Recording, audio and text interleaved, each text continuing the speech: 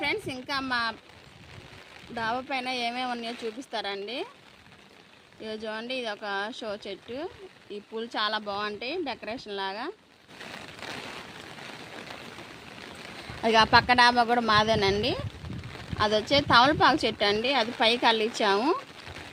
ఇది మేము ఉంటాం, పక్కనేమో అత్తయ్య గారు ఉంటారు. మామిడి చెట్టు పెట్టాము.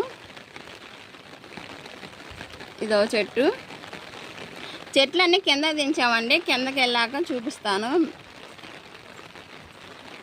ఇక్కడ ఒకటి మల్లె చెట్టు అన్నమాట. ఇదో మల్లె చెట్టు. పూలు రాత్రి కోసేసామండి. పూలు రోజు ఒక 3 దాకా అవుతాయి. రాత్రి కొన్ని కోసేసాము.